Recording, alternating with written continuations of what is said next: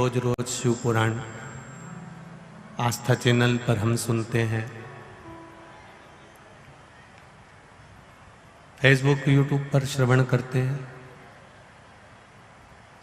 कहीं ना कहीं किसी न किसी रूप में हम शिव महापुराण की कथा को श्रवण करते रहते हैं।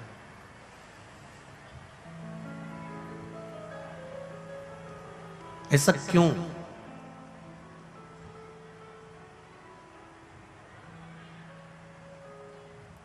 किस लिए? कारण क्या है? देखिए, 8 दिन के लिए आप कहीं बाहर जा रहे हो, 10 दिन के लिए आप अगर कहीं बाहर जा रहे हो तो पूरे खिड़की दरवाजे सब बंद कर कर जाते हो। जाते हो कि नहीं जाते हो? खिड़की भी बंद करोगे, दरवाजे भी बंद करोगे। अब 8-10 दिन के लिए आप बाहर गए और आपने सारे खिड़की दरवाजे सब बंद कर दिए, सब कुछ बंद कर कर गए। इसके बाद भी घर के अंदर खिड़की बंद है, दरवाजे बंद हैं, रोशनदाने बंद हैं, ताले लगे हुए हैं। उसके बाद भी घर में धूल जमती कि नहीं जमती? बोलो, जम के बोलो जरा। जमती है ना? अब तुमने खिड़की भी बंद करी है, दरवाजे भी बंद करे हैं, सब कुछ बंद कर कर आप 8 दिन के लिए, 10 दिन के लिए गए और तो भी घर के अंदर धूल जम जाती है। लोग पूछते हैं कि रोज रोज शिव पुराण क्यों जरूरी है, रोज रोज क्यों कथा सुनी जाए टीवी पर, क्यों मोबाइल पर, क्यों पंडाल में बैठकर कथा सुनी जाए?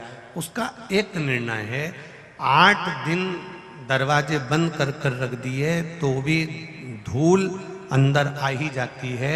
अगर 7-8 दिन हमने शिव पुराण नहीं सुनी तो फिर वही काम, फिर लोभ, फिर आसक्ति, फिर वासना, फिर तृष्णा हमारे भीतर आ ही जाती है।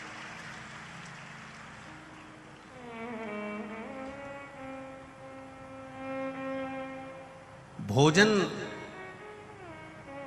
रोज जरूरी है तो भजन भी रोज जरूरी है।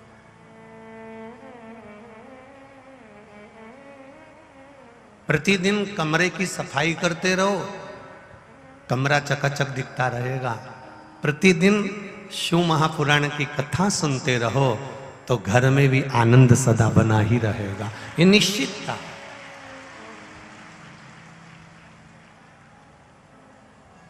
कुछ समाप्त नहीं होता भजन करने से, कुछ खत्म नहीं होता सत्संग करने से, संकीर्तन करने से। आप अगर अपने जीवन में थोड़ा सा भी शिव महापुराण की कथा को देखो, जब कथा सुनने बैठोगे ना तो कोई कोई ऐसा भी आएगा जो बीच में आके खड़ा हो जाएगा, खड़ी हो जाएंगी और तुमको डिस्टर्ब करेंगी, तुम्हें कथा सुनने में तकलीफ देंगे कि तुम कह भी रहे हो बैठ जा, यहीं बैठ जा, पर फिर भी वो नहीं हिले, क्योंकि उसको ऊपर से भेजा गया है कि ये कथा सुनेगी और तुझे इसके बीच में जाके खड़े होना है। अगर इसने पूरी शिव महापुराण की कथा सुन ली, 3 घंटे की कथा सुन ली, तो फिर शंकर जी को इसका काम पूरा करना पड़ेगा। पर वो काम शिव जी खुद अटकाना चाहते हैं, इसलिए किसी न किसी को खड़ा कर देते हैं कि ये तुम्हारे बीच में कहीं बांधा उत्पन्न कर दे, कुछ ऐसी बांधा उत्पन्न करे कि जिससे तुम्हारा चित्त, तुम्हारा मन, तुम्हारी वृत्ति शिव तत्व तक ना पहुंचे, शंकर जी तक वो ना पहुंचे।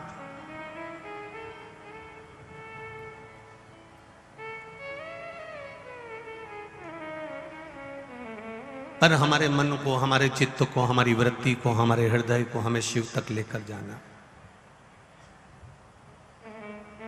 हमारे हृदय को कोई कहे तुमसे, कई लोग कहते हैं कि संसार में अकेला आया हूं, अकेला जाना है। ना ना ना ना ना,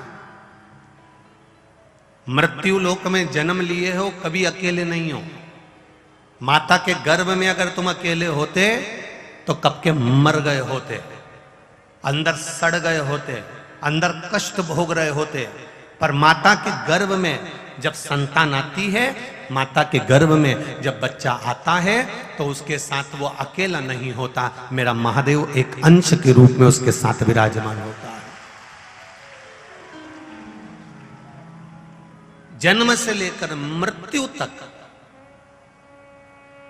जन्म से लेकर अंतिम अवस्था तक मेरा देवाधिदेव महादेव तुम्हारे साथ में है, जन्म से मृत्यु तक।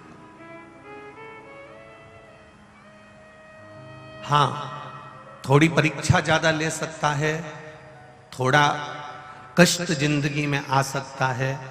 एक पत्र आया है, देखिए।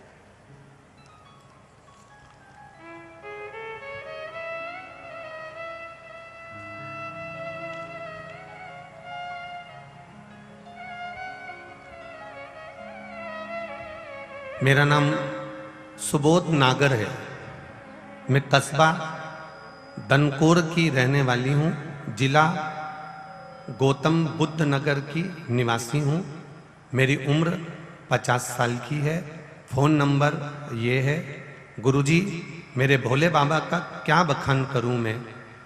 मेरे बेटे का दिल्ली पुलिस में नंबर आया था। गुरुजी, कहीं खड़ी हों, जिनने ये पत्र लिखा है अगर वो यहाँ कहीं बैठी हो तो अपना हाथ जरूर हिलाइएगा।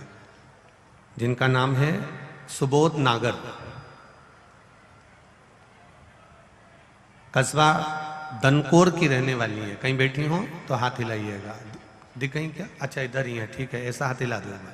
श्री शिवाय नमस्तुभ्यं। मैं बाबा का क्या वर्णन करूं गुरुजी। दिल्ली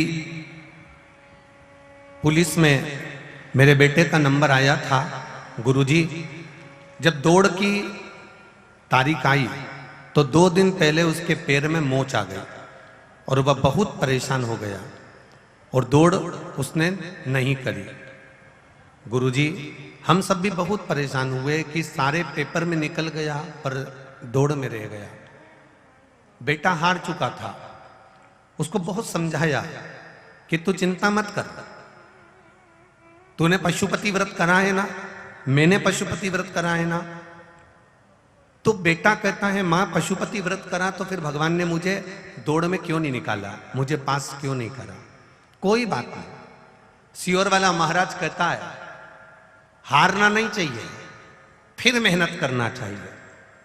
वापिस पशुपति व्रत कर, मैं भी करूंगी तू भी कर। दोनों ने पशुपति व्रत करना फिर प्रारंभ करा। 5 पशुपति व्रत हुए। बेटे ने आकर कहा मां दरोगा की नौकरी के लिए फॉर्म भरा रहा है। मैंने कह दिया भर दे। अपने पशुपति व्रत चल रहे थे, दरोगा की नौकरी के लिए फॉर्म भराया।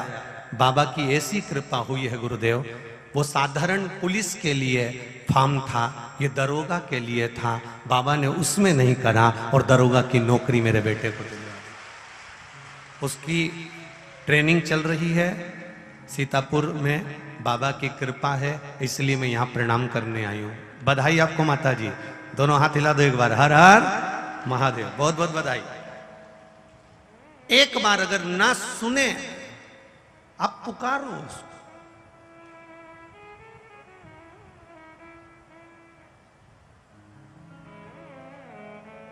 आप आए नहीं और सुबह हो गई, मेरी पूजा की थाली धरी की धरी रह गई। कोई कारण हो सकता है। आपने थोड़ा सा अच्छा सोच के रखा कि मेरा ये काम हो जाना था, मेरा ऐसा हो जाना था, मेरा ऐसा हो जाना था, और हो सकता है तुम्हारे सोचने से भी और अच्छा मेरे देवाधिदेव महादेव ने तुम्हारे लिए सोच कर रखा। उससे अच्छा सोचा, उससे अच्छा विचारा। शिव महापुराण की कथा एक बात कहती है, देवाधिदेव महादेव अपने भक्तों से कहते हैं कि अपने कर्म को करने में पीछे मत हटना। ये कभी मत सोचना कि ये छोटा है कि ये बड़ा है। एक बार अगर हिम्मत हार भी गए, दूसरी बार फिर तैयार होकर खड़े हो जाओ। दूसरी बार हार गए, तीसरी बार तैयार होकर खड़े हो जाओ। एक ना एक दिन परमात्मा आपको आपकी मंजिल तक पहुंचा ही देगा। ये निश्चित था, वो भेजेगा, मंजिल तक पहुंचा देगा। मैंने तेरे ही भरोसे बाबा, तेरे ही भरोसे हवा बिच उड़ती जावांगी, बाबा डोर तो छड़ना में कटी जावांगी, भोले में तेरी पतंग, शंभू में तेरी पतंग, हवा बिच उड़ती जावांगी, बाबा डोर तो छड़ना में कटी जावांगी। अब करो उससे प्रार्थना। क्यों रोज कथा सुने, क्यों रोज टीवी चालू करें, क्यों आस्था चैनल पर कथा सुने, क्यों हम फेसबुक यूट्यूब पर कथा सुने? इस हृदय में कहीं फिर वही वैसा ही भावना आ जाए, हमारे भीतर फिर काम की धूल, फिर लोभ की धूल, फिर आसक्ति की धूल, फिर वासना की धूल हमारे भीतर ना समा जाए। इसलिए शिव महापुराण की कथा सुनकर इस चित्त को, इस मन को, इस बुद्धि को, इस आनंद को हमें सदा बनाकर रखना प्रतिदिन।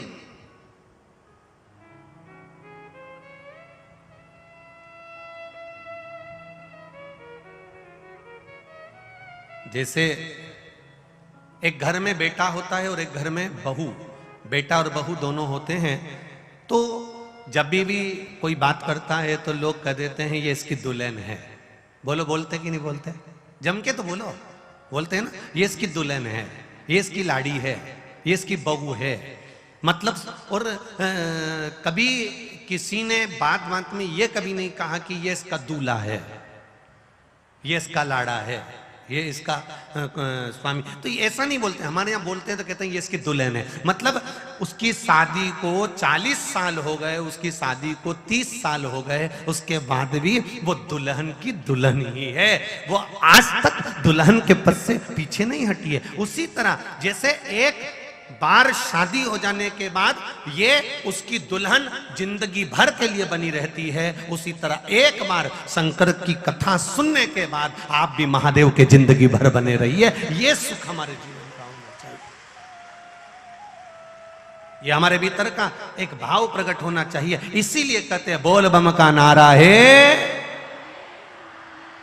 बाबा एक सहारा है। आप जब जब परमात्मा के पास में जाएं, आप जब जब शिवालय तक जाएं, आप जब जब शंकर की चौखट तक जाएं, आप जब जब मंदिर तक जाएं, आप जब जब भगवान की कथा तक जाएं, तब आपके भीतर ये भाव प्रकट होना चाहिए कि मेरा बाबा एक मेरा सहारा बनकर चल रहा है, मेरा बाबा मेरा अपना बनकर चल रहा है। ये मुझे डूबने नहीं देगा, ये मुझे नष्ट होने नहीं देगा, ये मुझे बर्बाद होने नहीं देगा, ये मुझे थाम लेगा।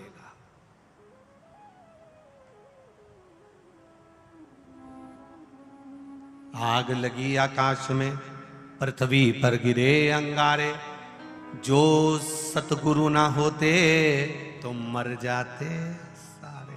वो संभाला है, उसने संभाल रखा, उसने बचा रखा है। कभी अपनी चित्तवृत्ति में ये लेकर मत आना कि मैं अकेला, कभी मतलब कभी नहीं।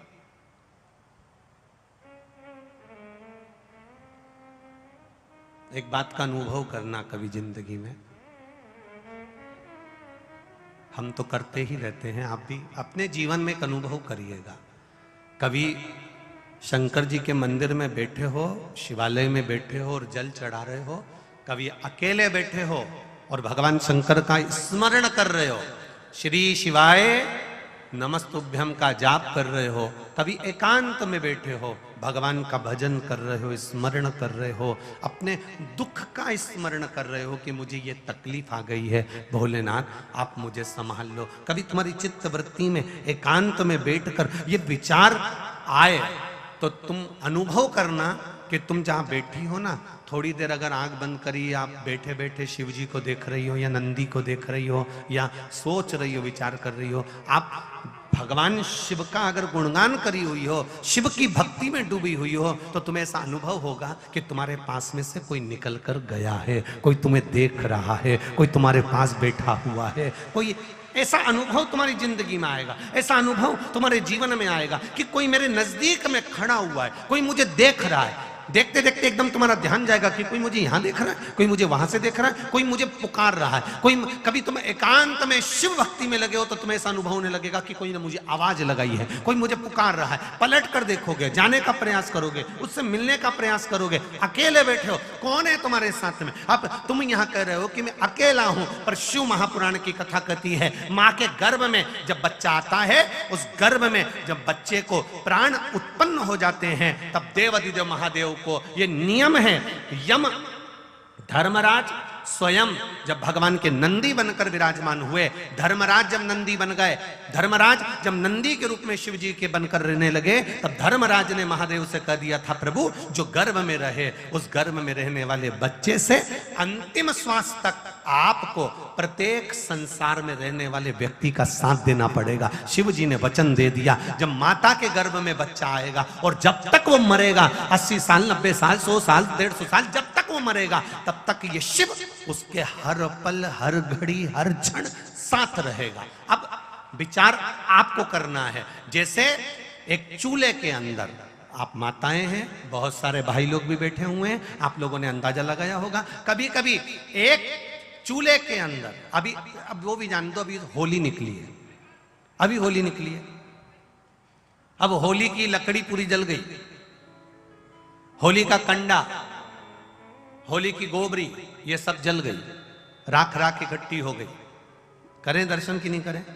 अब होली की राख राख पड़ी है, पर यदि 1 दिन हो गया, 1.5 दिन हो गया, 2 दिन हो गया, होली की राख राख पड़ी हुई है, और राख पड़ी थी और इतने में कहीं से जम के हवा का झोंका आ जाए, एकदम तेज हवा चल जाए, तो उसमें कहीं ना कहीं का एक अंगारा ऐसा रहता है जो धधक जाता है, जिसमें प्रकाश नजर आ जाता है। उसी तरह भगवान तो तुम्हारे साथ हर पल है, मेरा शिव तुम्हारे साथ हर घड़ी है, मेरा भोलेनाथ तुम्हारे साथ पल पल में कदम से कदम मिलाकर चल रहा है, तुम्हारी श्वासों के साथ मेरा महादेव चल रहा है। बस एक भक्ति का हवा का झोंका आना चाहिए तो मेरा महादेव प्रकट हो सकता है, उसको प्राप्त किया जा सकता है।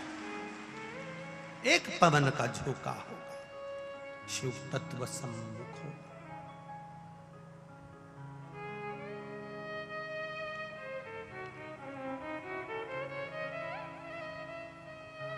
महाराज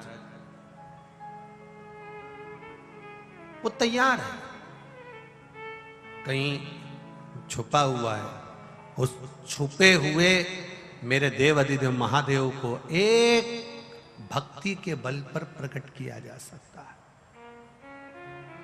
कई लोग बड़ा आश्चर्य करते हैं कि शिव महापुराण में ऐसा क्या है। कई लोग सियोर वाले महाराज के लिए बोलेंगे भी, अपशब्द भी बोलेंगे, ताने भी देंगे। क्या होता है शिव पुराण सुनने से? बेलपत्री खाने से ऐसा हो जाता है क्या? शंकर को जल चढ़ाने से ऐसा हो जाता है क्या? ये इतने पत्र रोज आते हैं, प्रतिदिन यहीं पड़े रहते हैं। आप उसमें अंदाजा लगाइएगा। एक पत्र देखिए,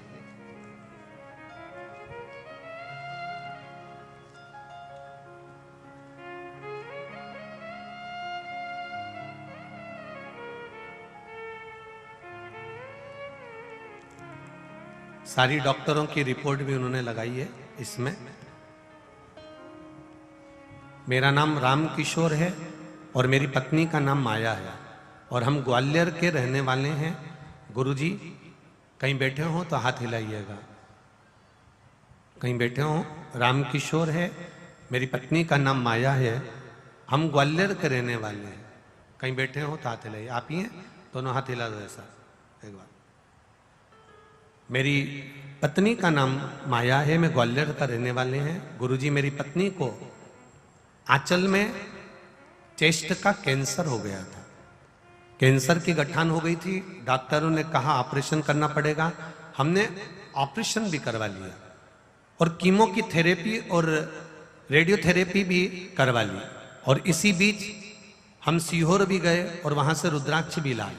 और फिर अचानक से मेरी पत्नी को पैरालिसिस का अटैक भी 2 बार आया और डॉक्टर ने सिर का MRI कराया, उसमें सिर में 2 गठानें और बताई।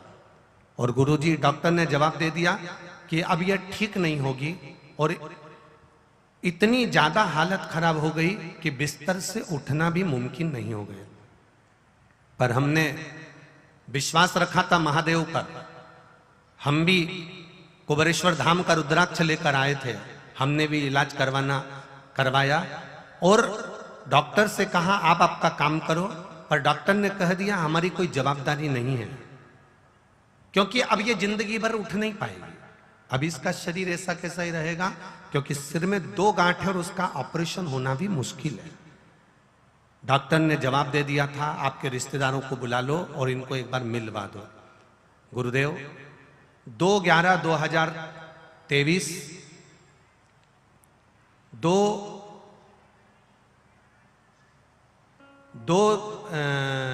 2022 फरवरी 2023 जिसकी रिपोर्ट नॉर्मल आने के लिए हमने देवाधिदेव महादेव से प्रार्थना करी।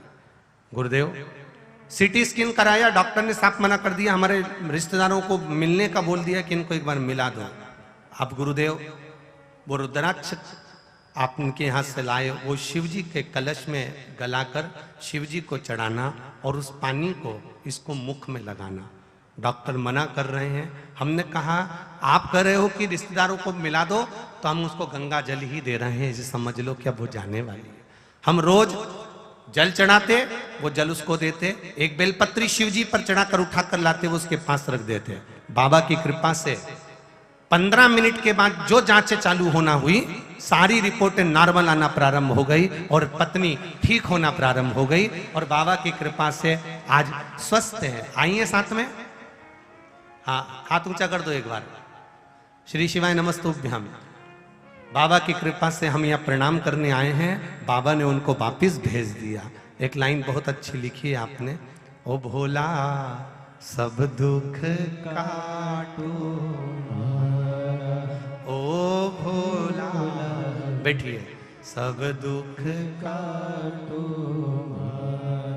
शिव तत्व है महाराज, आपका विश्वास एक एक कदम मेरा महादेव आपके साथ में चल रहा है। आप जन्म लेते हैं उस दिन से, माता के गर्भ में जब पड़े रहते हो उस दिन से लेकर मृत्यु की सैया पर लेटे हो, तब तक मेरा देव अधिदेव महादेव आपके साथ में है। बस निवेदन इतना है कि आप अपने कर्म को करते करते, आप अपने कार्य को करते करते अगर भगवान के गुणगान में लगे हो, शिव भक्ति में लगे हो, भजन में लगे हो, तो उसका फल खाली नहीं जाता। आज इतनी धूप तेज है, कड़ाके की गर्मी पड़ रही है, उसके बाद में भी आप लोग देखो कितनी धूप में लोग बैठे हुए हैं, कितनी धूप में बैठे हैं, कितनी दूर दूर से आए, कितनी गर्मी में आए हुए हैं, कितना पैसा खर्च कर कर आए होंगे इतनी दूर पहुंचने के लिए। और कई कई ऐसे भी होंगे जो जगह ढूंढ रहे होंगे कि हमें जाना है ग्रेटर नोएडा, गुरुजी बोले हैं 11 नंबर सेक्टर, हम 11 नंबर सेक्टर में पहुंच गए, हमको क्या मालूम था कि इकोटेक भी बोलना था।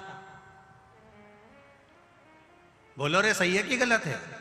वहां पहुंच गए, वहां से फिर आए, फिर इधर उधर ढूंढते ढूंढते 2-2 ढाई-ढाई घंटे हो गए। कोई सवेरे 9 बजे का निकला और ढूंढते ढूंढते ढूंढते ढूंढते ढूंढते ढूंढते तब जाकर यहाँ पहुंचा। कोई 8 बजे का निकले तब यहाँ पहुंचे। जरा विचार करिएगा, आप कथा को नहीं ढूंढ रहे हो, आप सीहोर वाले महाराज को नहीं ढूंढ रहे हो, आप मेरे महादेव को ढूंढ रहे हो। वो मिल जाए, वो मिलेगा, प्राप्त तो होगा। ये भले तुम नीचे लटका कर आए हो, पर जितना बड़ा तुम्हारा पल्लू है ना, उससे दुगना भर कर भेजेगा, निश्चित है, निश्चित। बुलाता जरूर है, उसकी कृपा, उसकी करुणा, उसकी उदारता, उसकी दया होती जरूर है। आप पुकारो उसको,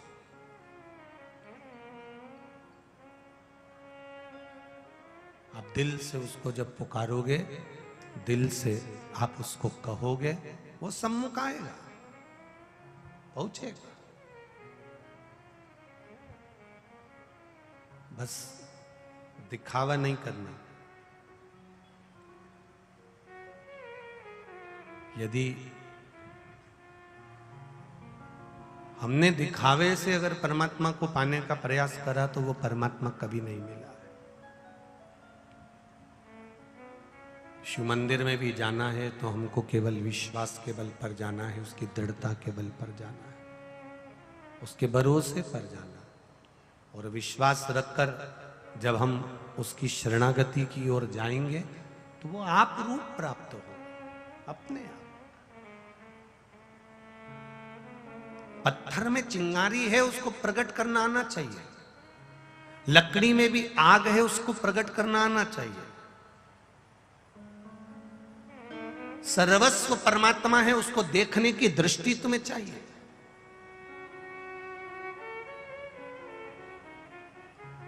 और जिस दिन ये दृष्टि आपके भीतर आ गई, अरे कितने तरह के लोग कथा में पहुंचते हैं साहब, आप देखो, उनका अंदाजा लगा, उनका विचार करिए। कितने लोग कथा में पहुंचते हैं। कोई भगवान की कथा सुनने के लिए आएगा, कोई भजन करने के लिए आएगा, कोई भोजन करने के लिए आएगा, कोई यहाँ आएगा तो ये देखने के लिए आएगा कि व्यवस्था कैसे चल रही है, कोई आएगा तो आधिकाधिक धन के लिए आ जाएगा, कोई तुम्हारा मोबाइल के लिए आ जाएगा, कोई संपदा के लिए आ जाएगा, कोई आएगा तो कोई तुमको अपशब्द कहने के लिए आएगा। तो ये सब तरह का संसार है। सारी दुनिया विचित्र विचित्र लोगों से बनी।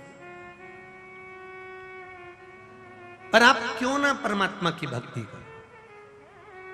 आग लगे बस्ती में, जम के बोलो जरा अपन रहो, क्या किसको रोइए। भगवान की भक्ति में लगे रहो, भजन में लगे रहो, स्मरण में लगे रहो, संकीर्तन में लगे रहो। दुनिया कहे, कहने दो। मां उमा, माता पार्वती, मां उमा काशी से 15 किलोमीटर दूर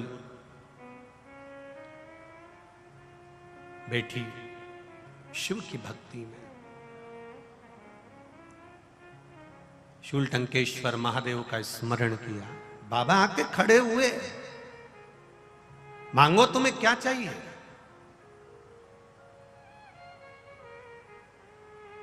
मैं तुम्हें क्या प्रदान कर सकता हूं। जिसका नाम ओघड़ दानी है, जिसका केवल नाम ओघड़ दानी है, वो कोई साधारण नहीं है। ओघड़ दानी का मतलब होता है कि उसके दरवाजे से कोई खाली ना गया।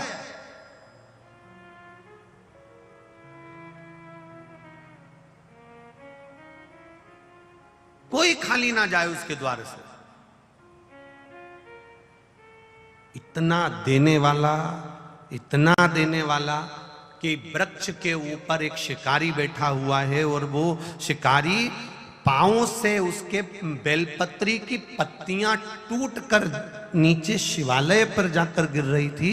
एक एक बूंद पानी जब पी रहा था, होठों से टपक कर नीचे जा रहा था और शिवालय पर गिर रहा था। जरा विचार करिए, पैर से टूटी हुई बेलपत्री, पेड़ से, पांव से टूटी हुई पत्ते नीचे जमीन पर जाकर गिर रहे हैं। जल के छाजल से जल नीचे गिर रहा है और मेरा ओघड़दानी प्रकट हो जाता है और आशीर्वाद दे देता है। जरा विचार करिए, ऐसा संसार में कोई देव हो तो जरूर बताना, जिसके ऊपर कुछ चढ़ भी गया तो उसको क्रोध नहीं है। कोई क्रोध नहीं, कोई क्रोध नहीं। अब ये तो शिव जी थे, ये तो ओघड़दानी मेरे भोलेनाथ, मेरे शंकर जी थे। अब आपकी बारी आ जाए तो आप क्या करोगे। जरा सी कोई ने तुमको झूठी प्लेट हाथ में दे दी, झूठी प्लेट तुम्हारे हाथ में आ गई, उतनी देर में तुम्हें क्रोध आ गया।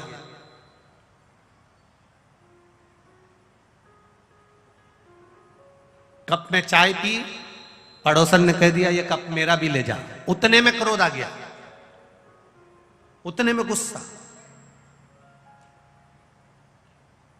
जरा सा झूठा पात्र तुम्हारे पास आया और तुम्हें क्रोध आया। किसी ने झूठा पानी तुमको पीने को दे दिया, तुम्हें क्रोध आया। किसी ने झूठी थाली तुम्हें खाना खाने के लिए दे दी, तुम्हें क्रोध आया। तुम्हें झूठा दूध का गिलास किसी ने दे दिया, आधा पिया और आधा तुम्हें दे दिया, तो तुम्हें क्रोध आया। पर मेरे महादेव को, मेरे ओघड़दानी को, मेरे देवाधिदेव महादेव को मिला। शिवजी जानते हैं संसार में अच्छा कहां है, मिलेगा तो झूठा ही मिलेगा, झूठा।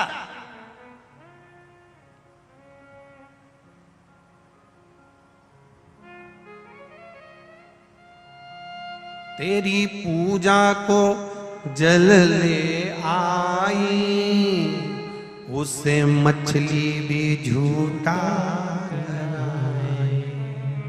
तेरी पूजा में दूध ले आई, उसे बछड़ा भी झूठा कराए। तेरी पूजा में फूल ले आई, उसे भंवरा भी झूठा कराए। तेरी पूजा में शक्कर, मिश्री, पेड़ा, लड्डू ले आई, उसे चींटी भी झूठा कराए। झूठा कैसे चढ़ाऊं तुझे, कैसे रिझाऊं महादेव, भोले कैसे करूं तेरी सेवा, कैसे करूं।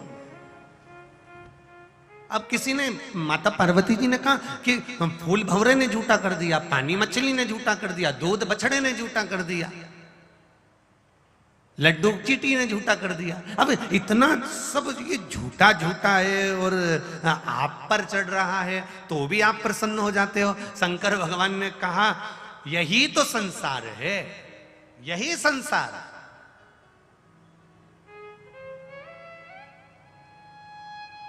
दूध झूठा हो सकता है, जल झूठा हो सकता है, फूल झूठा हो सकता है, शक्कर झूठी हो सकती है, लड्डू झूठा हो सकता है। मेरे महादेव माता उमा से कहते हैं, पर व्यक्ति का प्रेम महादेव के प्रति झूठा नहीं हो सकता।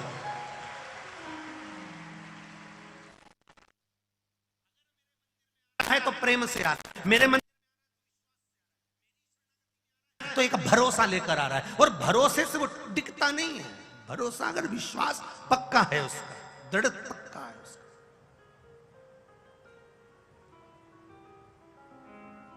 एक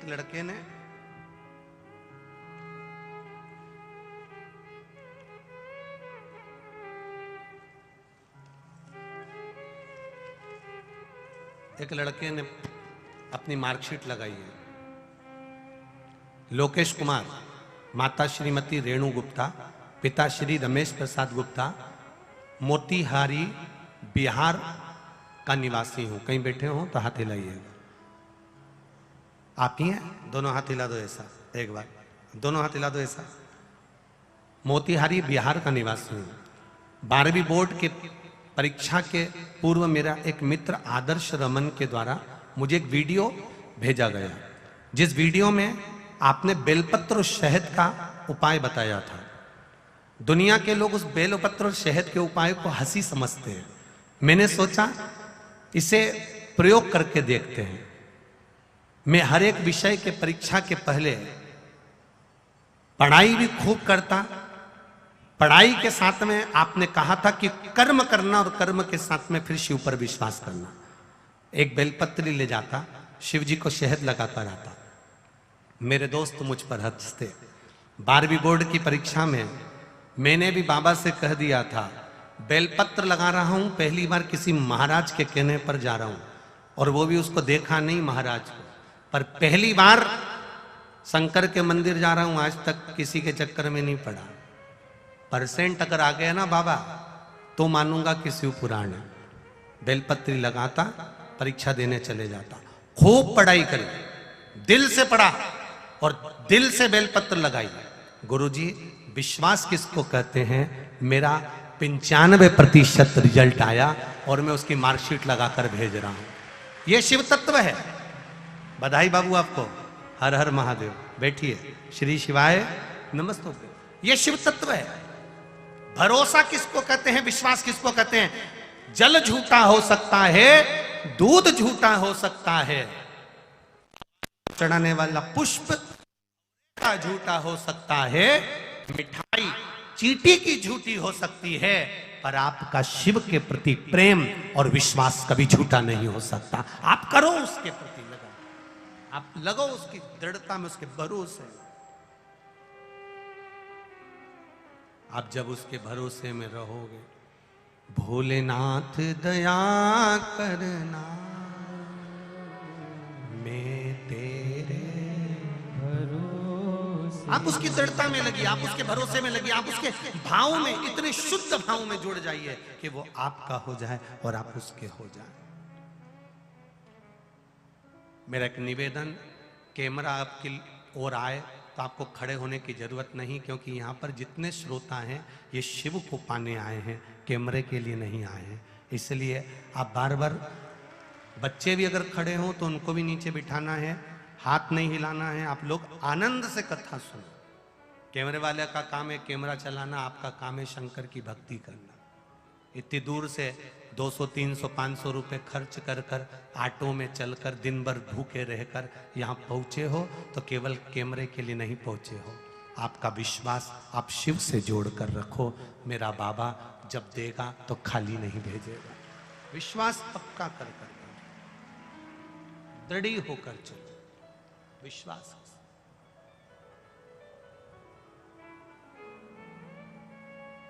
हम भी इतनी दूर से, सीहोर से अगर नोएडा तक आए हैं तो ये केवल आप लोगों के बीच में अगर पहुंचे हैं तो कुछ शंकर भगवान की कृपा होगी, करुणा होगी कि वो कुछ अच्छा चाहता होगा आप लोगों के लिए, इसलिए उसने पकड़ कर बुला लिया, इसलिए उसने बुलाया है।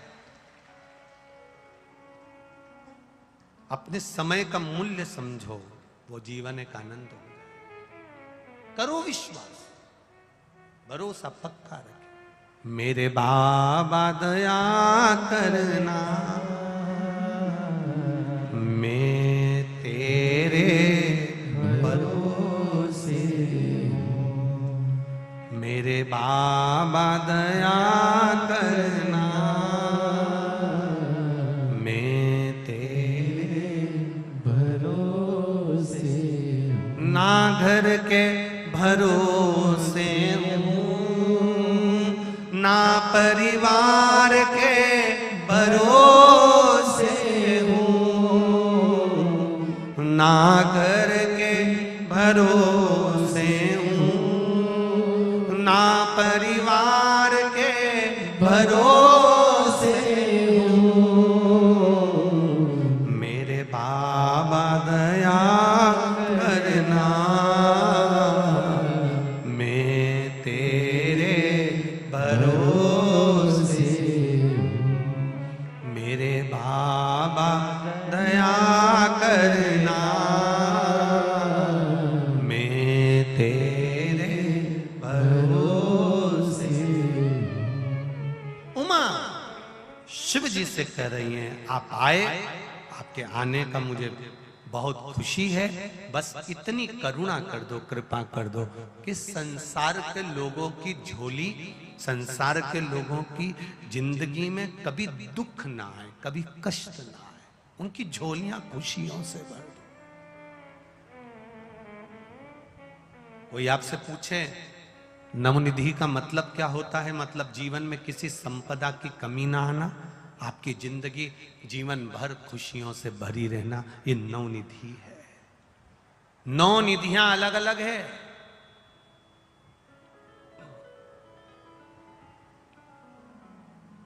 ये नवनिधि आप दे दीजिए, आप प्रदान कर दो।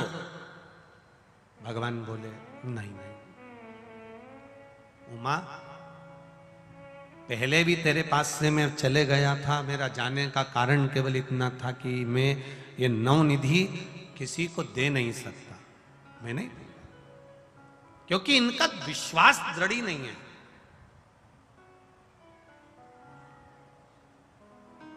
एक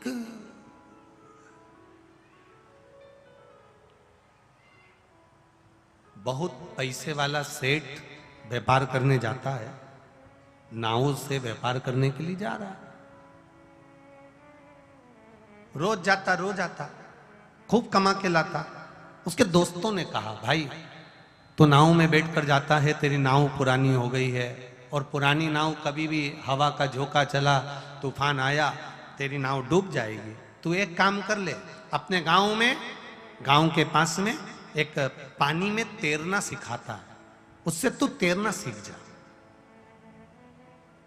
उसने कहा मैं तैरना नहीं सीखना चाहता, कितने दिन लगेंगे? उसने कहा, वो कह रहा था 3 दिन के अंदर सेठ जी को मैं तैरना सिखा दूंगा, 3 दिन लगेंगे बस और तैरना सिखा दूंगा। अब 3 दिन, सेठ जी ने कहा 3 दिन में अगर तैरना सीखूंगा तो व्यापार कैसे कम नहीं रह जाएगा? व्यापार करने जाऊंगा तो करोड़ों का धन कमा के लाऊंगा, लाखों का धन कमा के लाऊंगा, और तू कह रहा है कि 3 दिन सीखने में लगा दूं? मैं सीखना विकना नहीं है। तो मैंने उस तैरने वाले व्यक्ति से पूछा, मान लो अगर कोई तैरना नहीं सीखे, मेरा दोस्त अगर तैरना नहीं सीखे तो क्या करना चाहिए? उसने कहा, तुम्हारे दोस्त को कह देना 2 खाली पीपे ऊपर से बेल्डिंग कराकर उसका छेद बंद कर खाली पीपे को नाव में रख ले, तो कभी अगर तूफान आएगा तो वो खाली पीपे पकड़कर पानी में अगर कूद भी गया तो उसको भले तैरना नहीं आता तो भी वो बच जाएगा, मरेगा नहीं। रख ले खाली पीपे 2। अब मित्रों ने सेठ जी से कहा, एक काम करो, तुम इतना कमाने में लगे हो, तुम्हें तैरना सीखना नहीं है, तैरने के लिए तुम्हारे पास टाइम नहीं है सीखने के लिए, तो तुम 2 खाली पीपे रख लो। उसने कहा, इतना कह रहे हो तो 2 खाली पीपे मेरी नाव में रख लेता हूं। उसने नाव में 2 खाली पीपे रख लिए। अब नाव के अंदर 2 खाली पीपे रखे, चले, 1 आध महीना निकला।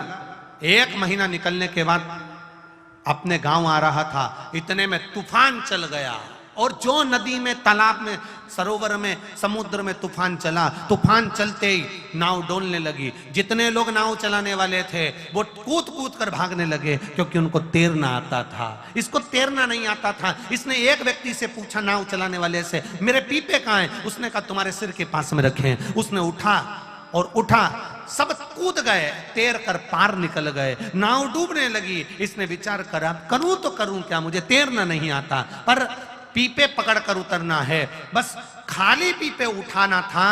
उसी के पास में 2 पीपे भरे हुए सोने की मुद्राओं से रखे हुए थे, जिसको वो कमा कर ला रहा था। उसके मन में आया, अगर खाली पीपे लेकर कूदा तो क्या मतलब का, भरे हुए पीपे मेरे सोने से भरे हुए, मुद्राओं से भरे हुए हैं, इनको कैसे छोड़ दूं, कैसे छोड़ दूं इनको, कैसे छोड़? मुद्रा से भरे हुए ये पीपे, सोने की मुद्राओं से भरे हुए ये पीपे, मैं इनको छोड़ूं कैसे? खाली पीपे उसने छोड़ दिए नाव के अंदर, और भरे पीपे लेकर कूद गया। आखिरी में जाकर डूब गया, मर गया, समाप्त हो गया। ये सेठ की कथा नहीं, ये अपनी कथा है। हम भी भरे पीपे संभालने में लगे हुए हैं। ये जमीन मेरी, ये जायदाद मेरी, ये संपदा मेरी, ये प्रॉपर्टी मेरी, ये गाड़ी मेरी, ये बंगला मेरा, ये घर मेरा, परिवार मेरा। हम केवल भरे हुए पीपों को संभालने में लगे हुए हैं, पर 2 पीपे, राम नाम के 2 अक्षर, कृष्ण नाम के 2.5 अक्षर, पंचाक्षर मंत्र शिव का, 1 नाम भगवान का, यदि 2 पीपे खाली अर्थात 2 अक्षर का नाम हम अपने पास रख लेते तो शायद भवसागर से पार उतर गए होते, पर नहीं उतर। हमने प्रॉपर्टी जोड़ी, हमने धन बनाया, हमने गाड़ी बनाई, हमने बंगला बनाया, हमने संपदा बनाई, हमने सत्ता बनाई। 25 लाख की गाड़ी में घूमने वाला भी एक दिन 25 रुपए के लोटे में भराकर हरिद्वार पहुंच जाता है। मात्र 25 रुपए का लोटा होता है, जिसके अंदर उसकी अस्थियों को भर दिया जाता है और हरिद्वार ले जाते हैं। पिंडदान करा, ब्राह्मण को भोजन कराया, और पिंड दान करके लोग पिंड छुड़ा लेते हैं। फिर कोई संबंध नहीं, फिर कोई नाता नहीं, कोई रिश्ता नहीं। कितनी प्रॉपर्टी, कितना धन, कितना वैभव, कितनी सत्ता, कितनी दौलत, एक जरा सा व्यक्ति को रोग आता है और उसका पूरा जीवन निचोड़ जाता है। भगवान से कहता है, जब बीमार पड़ा तो डॉक्टर कहता है मॉर्निंग वॉक करो, घूमने जाओ, थोड़ा कम खाओ। अभी नहीं, पत्नी कहती थी, परिवार वाले कहते थे कि देखो थोड़ा सावधानी से रहो, थोड़ा सावधानी से रहो। नहीं, मेरी प्रॉपर्टी, मेरी जायदाद, मेरी संपदा, मेरी सत्ता, मेरा वैभव, मेरी गाड़ी, मेरा बंगला, मेरी दौलत, मेरी सत्ता, बस उसमें रमा रहा। और एक दिन मौका आया नाव डूबने का, क्योंकि यह पुरानी नाव कभी भी डूब सकती है। जब मौका आया डूबने का, तब भरे, बस अब लग रहा है मेरा बंगला कौन संभालेगा, गाड़ी कौन संभालेगा, मेरे बाद में कौन संभालेगा। उसी में समाता रहा, उसी में रमता रहा, और आखिरी में डूब गई नैया, मर गया, समाप्त हो गया।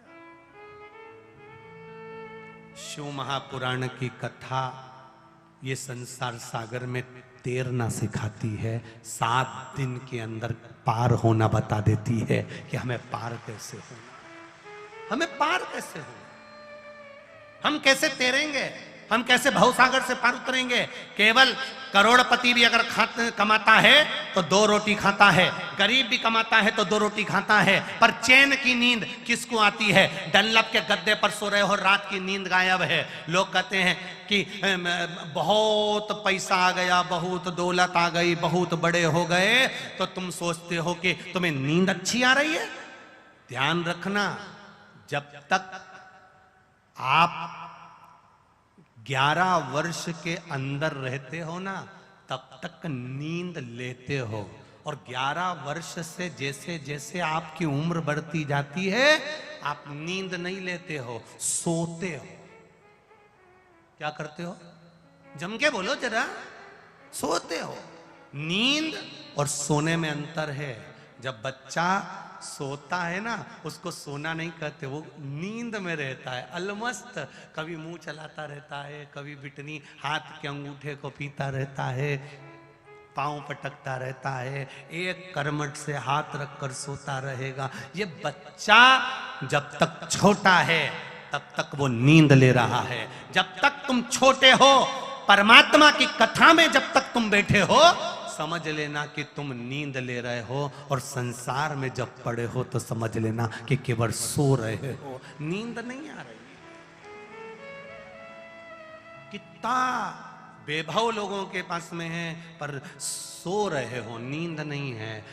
डनलप का गद्दा है, एसी का रूम है, इतना वीआईपी गद्दा, इतना वीआईपी गद्दा, इतना जोरदार गद्दा, चादर भी इतनी जोरदार, रजाई भी एकदम मलमल की। उसके बाद भी सुबेरे उठते से बोली हमारी कमर बहुत दुख रही है। उठते से जब गद्दा इतना जोरदार है, रजाई इतनी जोरदार है, चादर इतनी जोरदार है, एसी लगा हुआ है, रात्रि को 1 गिलास दूध भी पीकर सोए हो, खूब जोरदार दोनों टाइम का भोजन मिल रहा है, चकाचक खा रहे हो, अच्छे कपड़े पहन रहे हो, बाथरूम में सब कुछ रखा हुआ है, डेंटिंग पेंटिंग का सामान। आजकल तो साबुन भी नहीं रखते, ऐसा डब्बा लगा देते, दवा उसमें से निकालो, पोत के फिर नहा लो। विचार करो जरा, कितना विचित्र है। कितना वीआईपी बना दिया कि साबुन भी मलने की जरूरत नहीं, क्योंकि साबुन उठाने में भी तुमको कष्ट नहीं होना चाहिए। तो आजकल कौन सा एक वो ऐसा आ गया, दीवार पे टंगा रहता है, और उसकी बटन यूं दबाओ, निकालो, और पूरे शरीर पे पोत पुता के और नहा लो। क्या बोलते हैं उसको? हाँ, जो भी बोलते हो तुम समझ जाओ, बस नोएडा वाले, खत्म काम है। तुम्हें समझ में आ गया नहीं तो अपने को सब बात समझ में आ गया हो, बहुत ना लो। कितना वीआईपी। और बच्चा कुचा, पहले के समय में नेपकिन टांगते थे कि हाथ पोंछ लेंगे, आज के जमाने में उसकी भी मशीन आ गई, बस हाथ धो के यूज कर दो, ने सूखी गया। अब इतना वीआईपी, इतना वीआईपी, इतना वीआईपी, इतना वीआईपी, घड़ी भी कंपनी की, चादर कंपनी की, कपड़े कंपनी के, मरोगे तब कफन कौन सी कंपनी का होगा ये तुमको भी नहीं मालूम है। कौन सी कंपनी का पहनोगे, किसको मालूम है? लिख कर जाना, बांस कंपनी का लाना। 4 बांस, 40 कंडे, 4 कंधे, तो कोई भी दे देगा। और जिंदगी भर हम यही सोचते रहे, हमारा कौन साथ देगा, कौन साथ देगा, कौन साथ देगा। कोरोना महामारी ने सबको दिखा दिया, जो अपने थे वो भी दूर हट गए थे। कोई नहीं जाता है, कौन पहुंचता है, कोई नहीं।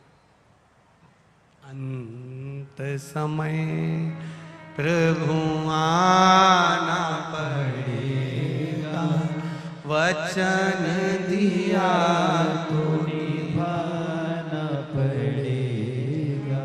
आए ना आए प्रभु कुटुंब कबीला, अंत समय प्रभु आना पड़ेगा। संसार का बड़ा विचित्र नियम है। माता उमा ने भगवान महेश से कहा, आप नवनिधि संसार के लोगों को दे दीजिए, इनको सारा सुख दे दीजिए, कोई दुखी ना हो, कोई की आंख में आंसू ना हो, कोई रोए ना, ऐसा संसार के लोगों को दे दो। भगवान महेश ने कहा, नहीं हो सकता, ये नहीं हो सकता।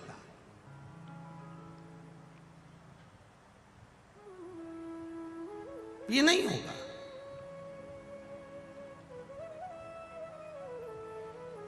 क्योंकि कर्म के अनुसार फल दिया जाता है। आप दुनिया की लेखनी पलट सकते हो, क्या कर्म गति नहीं पलट सकते? देव अधिदेव महादेव ने कहा, सुनो उमा, संसार के लोगों के लिए मैं तुम्हारा ये वचन नहीं मान सकता कि मैं सबको नवनिधियां दे दूं, पर इतना वचन जरूर दे सकता हूं कि जो मेरे शिवालय तक आकर जीवन में एक बार भी भूल से भी एक जल का पात्र भरकर मेरे ऊपर समर्पित करता है, मेरे शिवलिंग का मात्र स्पर्श कर लेता है, नौ निधि भले ना दूं पर एक निधि उसके जीवन में खुशियों की जरूर दे देता हूं। एक निधि, उसको महाआनंद निधि कहा गया। महाआनंद वो दे दूंगा मैं।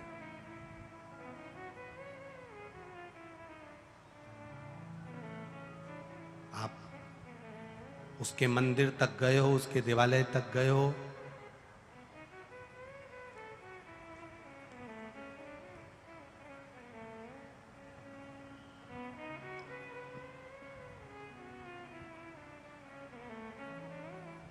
उसकी चौखट तक गए हो, उसने आपको दिया है, खाली नहीं छोड़ा। शीश भोले के गंगा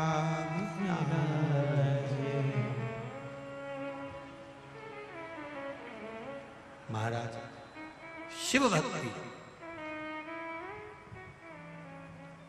भोले को, भोले बाबा को मना कर देख, सारे दुख मिट जाएं। आप भक्ति में जब रमे, भजन में जब रमे, संकीर्तन में जब रमे, कीर्तन में जब रमे, शिव की भक्ति की ओर जब रमते हैं तो शिव एक निधि आपको दे देते हैं, एक निधि, और वो आनंद की निधि मेरा देवाधिदेव महादेव आपको दे देता है। आनंद की पार्वती जी ने, मां उमा ने कहा कि आप नवनिधियां संसार के लोगों को नहीं दे सकते। शिव जी कहते हैं देने को तैयार हूं, बस विश्वास दृढ़ हो, भरोसा पक्का हो, भरोसा पक्का हो, विश्वास दृढ़ हो, मिल जाए।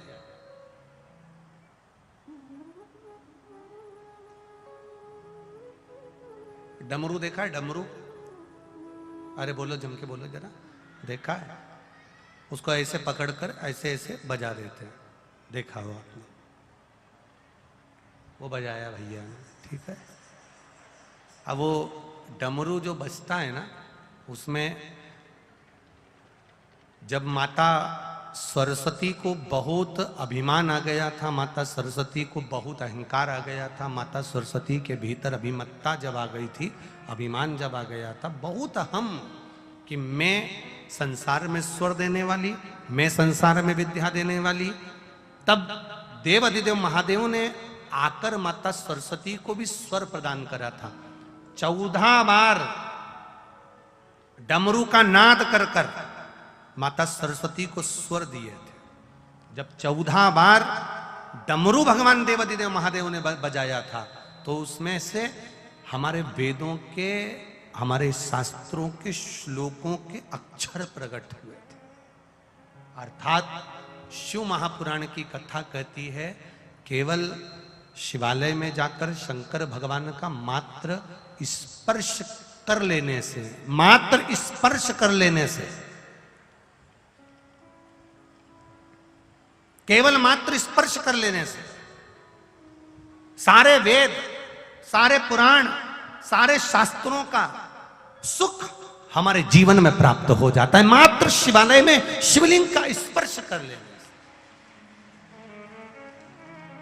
और ध्यान से सुनिएगा, अगर मान लो शिवालय को स्पर्श नहीं कर सकते, शिवलिंग का स्पर्श नहीं कर सकते, तो शंकर भगवान के मंदिर की जो चौखट है, शिव मंदिर जहां पर मणिभद्र विराजमान होते हैं, भगवान शंकर के गण विराजमान होते हैं, द्वारपाल विराजमान होते हैं, जिन्होंने राजाओं को मणि तक प्रदान कर दी, ऐसे राजा ऐसे द्वारपाल जहां पर विराजमान होते हैं, ऐसे द्वार की चौखट का भी मात्र स्पर्श, मान लो किसी किसी मंदिर में शंकर जी का शिवलिंग नहीं छीने देते, कोई कोई कर्नाटक साइड चले जाओ, दक्षिण साइड चले जाओ, तो शिवलिंग को हाथ नहीं लगाने देते। अगर मान लो शिवलिंग का स्पर्श भी ना करने दें, शंकर भगवान का शिवलिंग छूने भी ना दें, तो उसकी चौखट तो है ना, उसका द्वार तो है, उसकी चौखट तो है।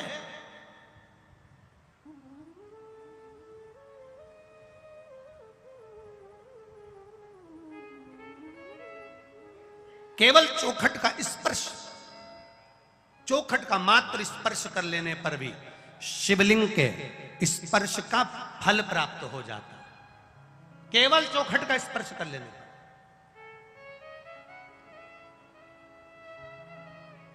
अब ये उमा पब्लिक स्कूल के अंतर्गत ये कथा हो रही है, सिसोदिया परिवार के,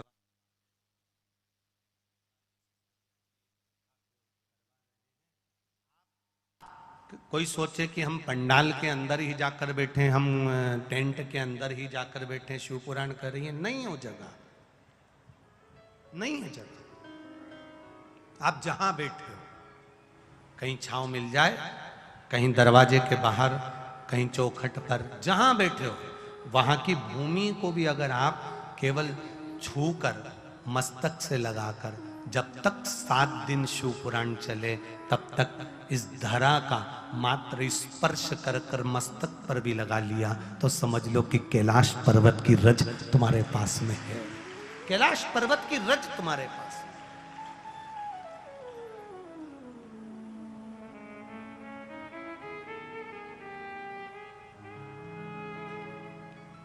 खोल लो महाराज, कथा कर रही है, भगवान शंकर का संवाद कर रहा है। आपकी चित्त वृत्ति, आपका आनंद, आपके जीवन का रस तत्व शिव तत्व में, अपने स्थान पर बैठकर भगवान देवादिदेव महादेव से अपने हृदय की बात, अपने दिल की बात भाव से, आनंद के साथ, अपने आनंद के साथ भाव से कहिए। श्री शिवाय नमस्तुभ्यं, श्री शिवाय नमस्तुभ्यं, श्री शिवाय नमस्तुभ्यं, श्री शिवाय नमस्तुभ्यं, श्री शिवाय नमस्तुभ्यं। भोला सब दुख काटो मारा, ओ भोला सब दुख काटो मारा, शिव शंकर जपूं तेरी माला, भोले बाबा जपूं तेरी माला, भोला सब दुख काटो मारा, ओ भोला सब दुख काटो मारा। वेश मंगल मंगलकारी, वैसे मंगल मंगलकारी, शमशान वासी हमारा, शमशान वासी हमारा, ओ भोला सब दुख काटो मारा, ओ भोला सब दुख काटो मारा। माता उमा भगवान महेश से जब प्रार्थना करी, भगवान महेश ने एक वर दे दिया कि जो शिवालय तक आ रहा है, जो शिव गुण गा रहा है, जो शंकर की भक्ति में लगा है, जो राम की भक्ति में लगा है, जो कृष्ण की भक्ति में लगा है, जो भगवत भजन में लगा है, जो किसी न किसी रूप में सत्कर्म में लगा है, भगवान कहते हैं उनको एक निधि, आनंद निधि में प्रदान कर देता हूं। उनके पास में वो निधि की कमी नहीं।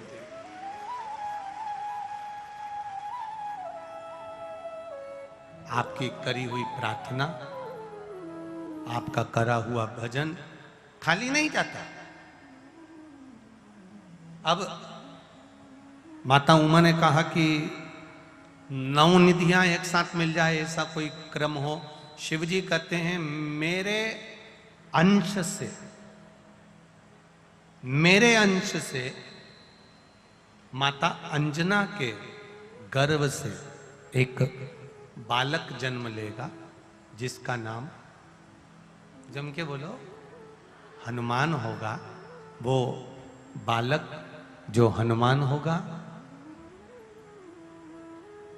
अशोक वाटिका में जहां पर मां जानकी जी विराजमान होंगी, जब हनुमान वहां पहुंचेंगे तब मैं स्वयं तो नहीं दे पाऊंगा, पर जानकी जी से हनुमान को वर दिलवा दूंगा। तो हनुमान 9 निधियां, 8 सिद्धियां भजन करने वाले को तुरंत प्रदान करना प्रारंभ कर दे। और आया शंकर सुमन केसरी नंदन, शंकर भगवान के ही स्वरूप में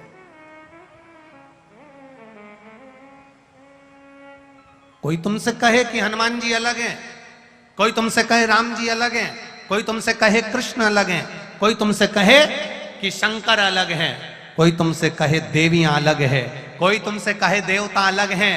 शिव महापुराण की कथा कहती है 33 कोटि देवी देवता सब एक हैं। हमने इनका विभाजन कर दिया है अपनी सोच से, अपनी बुद्धि से, अपने चित्त से हमने इनको अलग कर दिया। एक पत्र आया है, देखिए।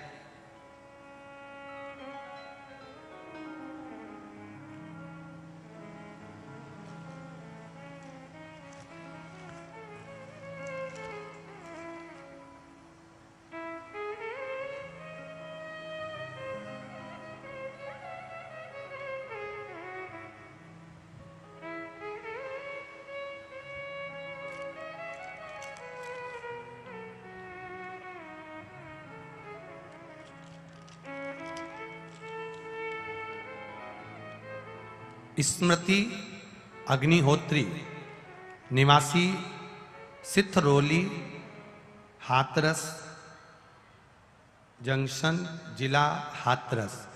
पिता का नाम है श्री मधु अग्निहोत्री, माता का नाम है श्रीमती धर्मेश अग्निहोत्री, और मोबाइल नंबर ये है। कहीं बैठी हो तो हाथ हिलाइएगा, जहाँ कहीं बैठी हो तो दोनों हाथ ऐसे हिला दें जिससे दिख जाए। अग्निहोत्री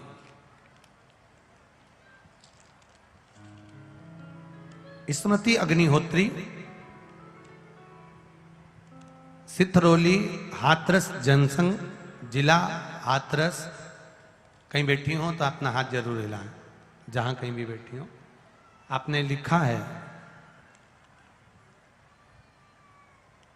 भोले बाबा की कृपा का मैं क्या बखान करूं। मेरी बेटी ने 2018 में रेलवे लोको पायलट का टेस्ट दिया था, लेकिन देखते देखते उसमें परेशान हो गई थी, पर उसका परिणाम घोषित नहीं हुआ। लेकिन कोरोना की वजह से लॉकडाउन लग गया और उसका परिणाम भी रुक गया। मेरी बेटी परेशान हो गई, लेकिन उसने हिम्मत नहीं हारी गुरुदेव। फिर दूसरी बार नौकरी की तैयारी करी और दूसरी बार फिर दिया, फिर नहीं हुआ। 2 नंबर से फिर हार गई। आखिरी में 2019 में मैंने टीवी पर आपकी कथा देखी। पहली बार तो मैंने उससे भी टेस्ट देने जाओ तो बेटी से कहा कि एक बेलपत्र पर शहद लगा कर जाना, पूरी मेहनत करना। महाराज कहता है टीवी पर, और मेहनत के साथ में एक बेलपत्री पर शहद लगा कर जाना और अब की बार एग्जाम दे। फिर मेरी बेटी ने वापिस रेलवे लोको पायलट का फिर टेस्ट दिया और मैंने पशुपति व्रत करना प्रारंभ करा। मेरी बेटी ने भी पशुपति व्रत करना प्रारंभ करा। हम बेटी को लेकर कुबेरेश्वर धाम भी गए, वहां से बाबा को प्रार्थना कर कर कंकर शंकर को पूजन कर कर आए। कुबेरेश्वर धाम की धरा पर बैठे बाबा से विनती करी, जिस दिन मेरी बेटी लोको पायलट बन जाएगी हम प्रणाम करने आएंगे। गुरुदेव 3 बार बेटी ने एग्जाम दिया, सालों से लगी हुई थी, 2 साल 3 साल हो गए थे पर बेटी निकली नहीं। अब की बार फिर लोको पायलट का एग्जाम के लिए बैठी और बाबा की कृपा, एक शहद और बेलपत्री का परिणाम और मेरे बाबा की कंकर शंकर की भूमि का परिणाम, मेरी बेटी छत्तीसगढ़ बिलासपुर में रेलवे लोको पायलट की पोस्ट पर विराजमान। यह शिव तत्व है, योग घड़ी है, कैलाशी अविनाशी। आपकी चित्तवृत्ति, आपका भजन, आपका कीर्तन, आपका मंत्र जाप, आपका स्मरण आपको सुख देता ही है। करो भजन। पत्र तो इतने सारे हैं कि इनको बांचेंगे तो कथा ही रह जाएगी। आप खुद, और मेरा विश्वास कहता है आपके भीतर भी शिव समाया है। और अगर आप चित्त वृत्ति से, मन से अगर कथा का रसपान कर रहे हो, भले आस्था चैनल पर सुन रहे हो, फेसबुक यूट्यूब पर सुन रहे हो, भले इस भूमि पर बैठकर सुन रहे हो, पर दिल से, मन से आपने अगर कहा कि भोला सब दुख काटो मारा, ओ भोला सब दुख काटो मारा, सुनेगा, सुनता है। शिव जी ने वर दे दिया। स्वयं के अंश से अंजना माता के गर्भ से शिव प्रकट हुए और शंकर स्वयं हनुमान के रूप में प्रकट होकर फिर संसार के लोगों को नवनिधियां देने के लिए आतुर हुए।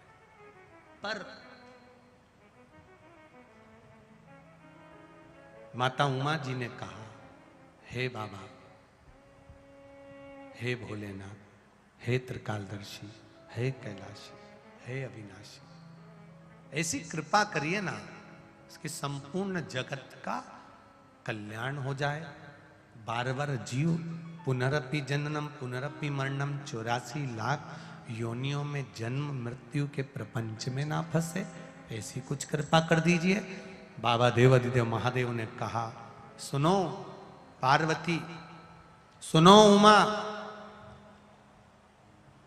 केवल संसार का मनुष्य ही 84 लाख योनियों में नहीं पड़ता।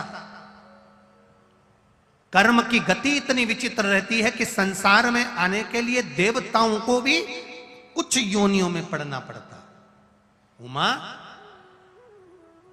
आपके प्राण जाएंगे, सती के रूप में आओगी, सती के प्राण जाएंगे, पार्वती के रूप में आएगी। ये तो मनुष्य के कर्म की गति है जिसको मनुष्य भोगता रहता है। फिर कहेंगे आपसे, मत बुरे कर्म कर बंदे वरना पछताएगा, भगवान की आंखों से तू बच नहीं पाएगा, तू बच नहीं पाएगा। अरे ओ अज्ञानी मत करना, तेरे कर्म का फल भी तू ही पाएगा, जैसा किया तूने तेरे आगे आएगा। मत बुरे कर्म कर बंदे वरना पछताएगा, भगवान की आंखों से तू बच नहीं पाएगा, तू बच नहीं पाएगा। उमा माता ने शरीर छोड़ा, सती बनकर प्रकट हो गई। दक्ष प्रजापति के यहां पर जिनका जन्म हुआ है, और जो दक्ष प्रजापति जिनके घर में 60 कन्याओं का जन्म लेने के बाद भी दक्ष प्रजापति ने मां जगतजननी जगदम्बा अंबा दुर्गा भवानी माता से मांगा, तो निवेदन कर कर मांगा कि मेरे घर में एक बेटी का जन्म और हो जाए। अब पहले से इतनी कन्याओं का जन्म होने के बाद में एक बेटी और मांग रहा है। जरा विचार करिएगा, सोचिएगा, चित्त में लाइएगा। क्यों, किस लिए, कारण क्या है, किस कारण से, किस कारण से फिर बेटी को जन्म मांग रहे हैं, फिर बेटी को चाहिए, कारण क्या? तो कहा बेटा एक कुल को तारता है और बेटी 2 कुल को तार देती है, इसलिए मुझे बेटी प्रिय है। बेटी पर धन्य है आज के लोग, धन्य है। बेटा जन्म लेता है तो नगाड़े ढोल बैंड बाजे खूब बजते हैं, और बेटी जन्म ले तो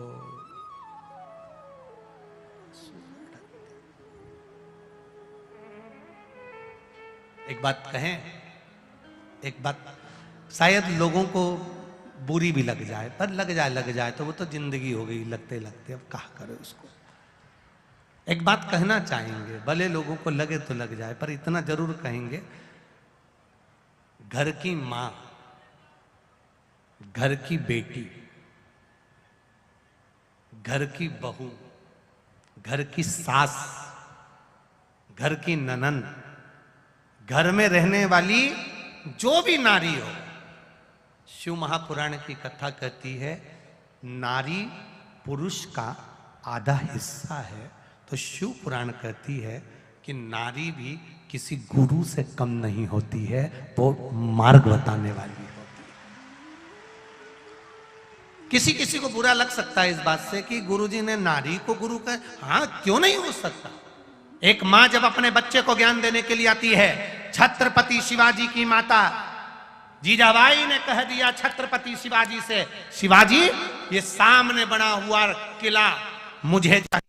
शिवाजी कहते हैं उस किले में दे रहा है, उसके पास सेना है, किले को मैं अपना नहीं बना सकता। अगर सुन शिवाजी, कल तक ये किला मेरा नहीं हुआ तो सोच मैं इस किले पर चढ़ाई करूंगी। इतना सुनना था, छत्रपति शिवाजी तुरंत अपने कुछ सैनिकों को साथ लेकर चढ़ाई कर दी है, हजारों की संख्या, और शिवाजी के पास थोड़ी सी संख्या, तो भी मां अपने बेटे को जब ज्ञान देती है तो ऐसे कई किलों का राजा बना देती है। वो शिवाजी छत्रपति शिवाजी। एक मां अपने बच्चे को जब ज्ञान देती है साधारण नहीं रखती। एक पत्नी अपने पति को ज्ञान देती है तो सती अनसुईया बन जाती है, सावित्री बन जाती है, अपने पति के प्राण वापस लेकर आ जाती है। एक बहन अपने भाई के लिए तत्पर होकर अपने भाई के लिए यमुना बनकर यम को भी साध लेती है। एक बुआ जिसको लोग ये होली मानकर जलाते हैं, ये होली नहीं है भाई, ये हिरण्यकशिपु की बहन का नाम था डूंडा। क्या नाम था? जम के बोलो जरा, डूंडा। इसलिए आज भी होली में मोटे मोटे लकड़ी के डूंड जलाए जाते हैं, डूंडा जलाए जाते हैं, डूंड। ये क्या बुरी थी? अगर ये हिरण्यकशिपु की बहन डूंडा बुरी थी तो फिर होली की पूजन काहे के लिए करते हो? किस लिए करते हो? डूंडा बुरी नहीं थी। इसके पास में एक चादर थी, ब्रह्मा जी ने दी थी, चादर ओढ़ कर बैठेगी, तू बच जाएगी, जिसको जलाना है वो जल जाएगा। हिरण्यकशिपु ने कहा बहन तेरे भतीजे को जलाना है क्योंकि वो मेरे कहने पर नहीं चलता, तू चादर ओढ़कर बैठ जाना, गोदी में प्रहलाद को बिठा लेना, तेरा भतीजा जल जाएगा। दुनिया के लोगों ने थोड़ी कहानी को चेंज कर दिया, असली कहानी तक नहीं पहुंचे। शिव पुराण असली कहानी का स्मरण करा रही है। डूंडा हिरण्यकशिपु कह रहे हैं बहन तू चादर ओढ़कर बैठ जाना, ब्रह्मा जी की दी हुई, तू जलेगी नहीं, तेरा भतीजा जल जाएगा। बहन ने भाई का कहना माना, क्योंकि भाई को प्रेम करती थी, स्नेह करती थी। बहन भाई का संबंध होता है, नहीं मानती कहना तो बुरा लग जाता, तो भाई का भी कहना माना। अग्नि में बैठी बहन चादर ओढ़ कर बैठी, प्रहलाद को गोदी में बिठा लिया। चारों तरफ से जब अग्नि लगी तो ढूंढा को लगा मेरा भतीजा जल जाएगा। ढूंढा ने अपनी चादर उतार कर अपने भतीजे पर डाल दिया और अपने भतीजे को बचा लिया और ढूंढा खुद जल गई। इसको कहते हैं बुआ, जो देती है दुआ। बुआ कभी बद्दुआ नहीं देती, अगर बद्दुआ देती तो उसका नाम बुआ नहीं होता, उसका नाम कभी बुआ नहीं होता। उसने अपनी चादर उतार कर अपने भतीजे पर डाल दी, प्रहलाद को बचा लिया, खुद जल गई और जलकर परमात्मा की होली इसलिए हमारे यहां मनाने लगे। जम के बोलो जरा, होली इसलिए हमारे यहां होली मनाते हैं। क्यों मनाते? कभी पूछा तुमने कि ये शाम को ये होली की पूजन क्यों होती है? कभी गांव के लोगों से पूछो तो कहेंगे शाम को पूजन इसलिए होती है होली की। तो शाम को जो पूजन होती है वो डूंडा की होती है, और सवेरे जो पूजन होती है जहाँ अग्नि जलती है, पानी डालते हैं, पूजन करते हैं, वो कोई साधारण नहीं, वो प्रहलाद की होती है। एक बुआ और भतीजे का ये संबंध है, होली का त्यौहार, जिसको लोगों ने कह दिया कि बुआ ने अपने भतीजे को जला दिया। अरे सही से कथा तो पढ़ो, उसमें चित्त वृत्ति में बैठेगा। एक बहन भाई के संबंध को निभाती है, एक माँ पुत्र के संबंध को निभाती है, एक सास बहू का जो संबंध है उसको लोग नहीं समझ पाते। एक बेटी और पिता का संबंध क्या है उसको लोग समझ नहीं पाते। कई लोग कहेंगे गुरुजी ने नारी को गुरु कह दिया, क्यों नहीं कहेंगे? स्त्री भी गुरु है। एक पति पत्नी का झगड़ा हो गया, झगड़ा ऐसा हुआ कि पति पत्नी ने बोलना बंद कर दिया। पति ने बोलना बंद, ऑफिस चले गया, बात नहीं करे। अब ऑफिस से फोन आया कि रात्रि को 3 बजे एयरपोर्ट पे साहब आ रहे हैं, तुम्हें लेने जाना है। अब पति ने विचार करा, पत्नी से बोलचाल बंद है, जगाएगा कौन? यही सुबह जल्दी जगती थी, मेरे को जगा देती थी। इसने एक पर्ची ली और पर्ची पे लिख दिया कि मुझे 3 बजे रात को जगा देना, और पत्नी के सिराने रख दी। पत्नी के सिराने रख दी, बोलचाल बंद था, दोनों नहीं बोल रहे थे।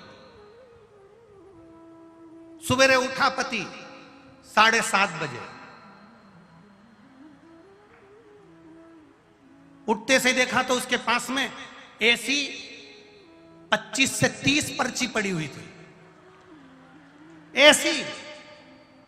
पति ने खोल कर देखा तो उसमें लिखा था उठ जाओ 3 बज रही है।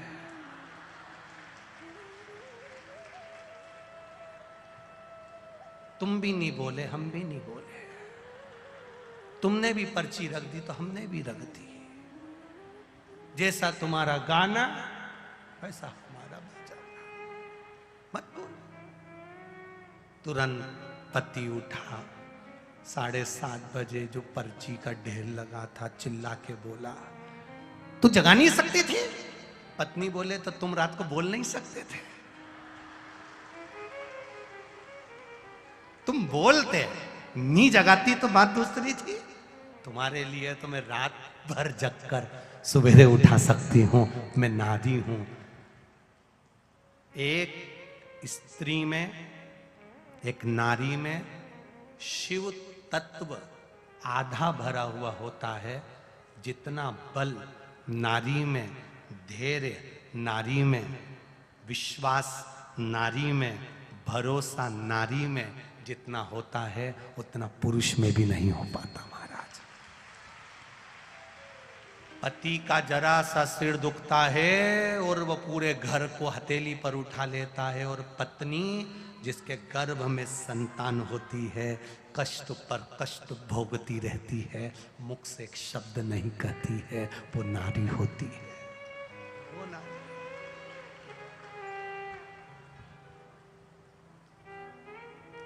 60 कन्याएं जन्म लेने के बाद मां अंबे से कह रहे हैं दक्ष प्रजापति मेरे घर में एक बेटी का जन्म हो जाए, मेरे घर में एक लड़की और हो जाए। तुम्हारे घर में लड़की का जन्म हो, बेटी का जन्म हो, मां अम्बे ने कह दिया कि तुम्हारे घर में बेटी जन्म लेगी, मैं कहां से बेटी ला कर दूं, मैं खुद तुम्हारे घर में जन्म ले लूंगी। और मां अम्बा स्वयं मां अम्बा सती के रूप में जन्म ले ली, प्रसूति के गर्भ से।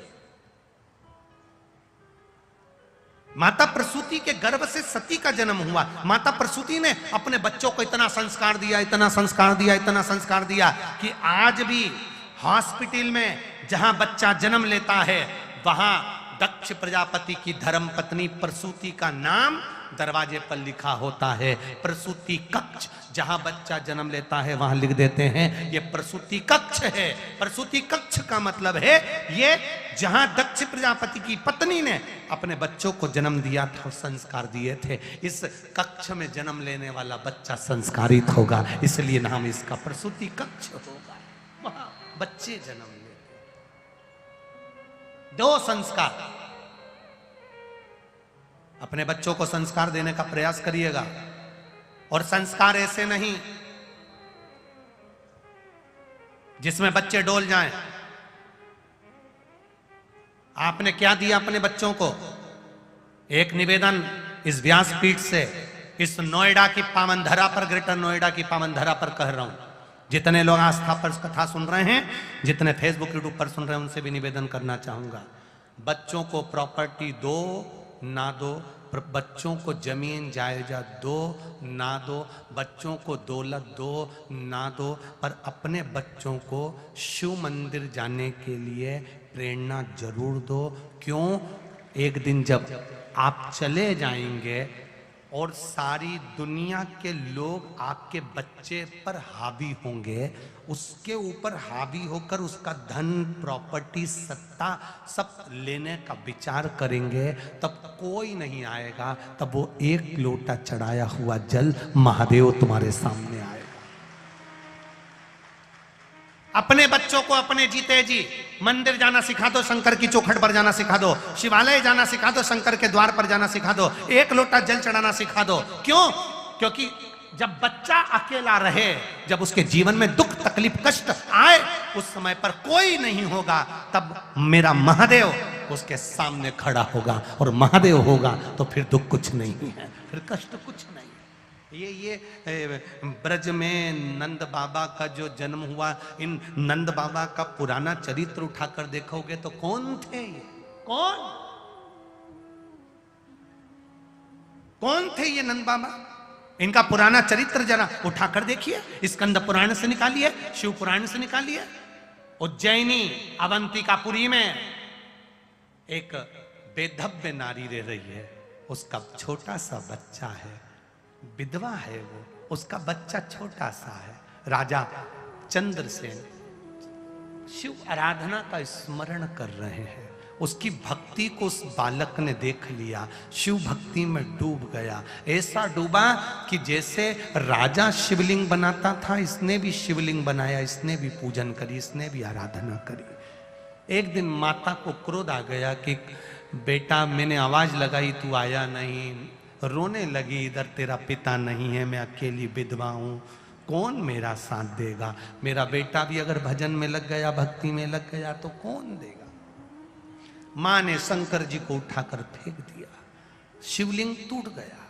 शिवलिंग टूटा, बच्चा बिलक कर रोने लगा, जमीन पर सो गया, पड़ गया, रो रहा है, मेरा महादेव, मेरा महादेव, मेरा महादेव, बार बार रोया। तब मेरा काल अधिपति महाकाल वहां पर प्रकट हुआ, तब मेरा महाकाल राजा वहां प्रकट हुआ और मेरे काल अधिपति महादेव ने दर्शन दिया। और दर्शन बालक साधारण नहीं होगा, इसने मेरी भक्ति करी है, इसलिए मैं इस कृष्ण की, वो कृष्ण इसी में खेलेगा। ये नंद बाबा बनकर प्रकट। ये तत्व को जानिएगा कि शंकर क्या नहीं दे सकते, शिव क्या नहीं प्रदान कर सकते। छोटे छोटे बच्चों को हाथ पकड़कर मंदिर तक लेकर जाओ, छोटे छोटे बच्चों को तुम इतना बड़ा हाथ में पानी का लोटा लेकर जा रहे हो, बच्चों को इतना सा दिला दो, छोटा सा लोटा। जब बच्चे को दिलाओगे, छोटा सा बच्चा छोटा सा लोटा पकड़कर पानी का लेकर जाएगा, आधा बहुत पानी तो ढोलता ढोलता ढोलता ढोलता ठुमक ठुमक चलता चलता मंदिर में पहुंचेगा। इतना सा पानी उसके लोटे में होगा और वो दिल से तुम्हें चढ़ाते हुए देखेगा तो वो भी महादेव को चढ़ाएगा तो आदि प्रार्थना तो तुम्हारी महादेव वैसे ही सुन लेगा, क्योंकि बच्चा बोल रहा है। सिखाओ छोटे छोटे बच्चों को, स्कूल जाने से पहले महादेव के मंदिर जा, शिवालय जा, शंकर के द्वार जा, उसकी चौखट तक चले गया तो कभी खाली नहीं जा सकता, उसके द्वार तक जाइए। माता प्रसूति के गर्भ से जन्म लिया माता सती ने, सती शिव की आराधना में लग गई। भगवान शंकर की इतनी आराधना करी, महादेव पति के रूप में मिल गए, पति बन भी गए। पति बनने के बाद महादेव ने सोचा चलो सती को थोड़ा घुमा लाओ। शादी के बाद पति पत्नी को कहीं घुमाने ले जाता है। महादेव सती मैया को कुंभज ऋषि के यहां ले गए, अगस्त ऋषि के यहां।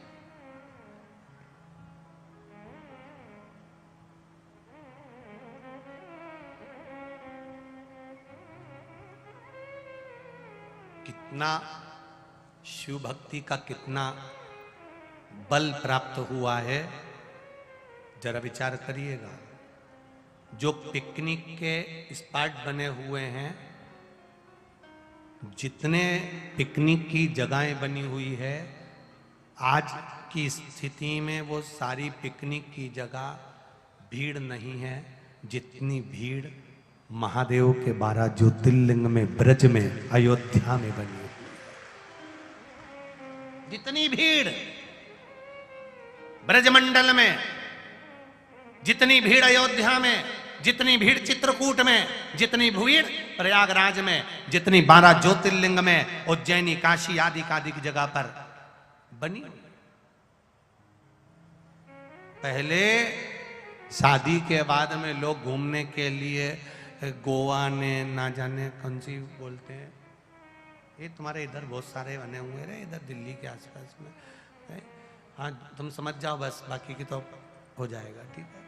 तो ऐसे सब दूर जाते थे, पर आज अगर विवाह होता है तो विवाह होने के बाद पहली फरमाइश पत्नी भी कर देती है, वृंदावन चलें क्या, अयोध्या चलें क्या, उज्जैनी चलें क्या, काशी चलें क्या। ये भीतर से भाव जागृत होता है, भीतर से भाव। इस पूरे पंडाल में तुम देख लो, 90 साल की, 80 साल की, 85 साल की तो थोड़ी होगी,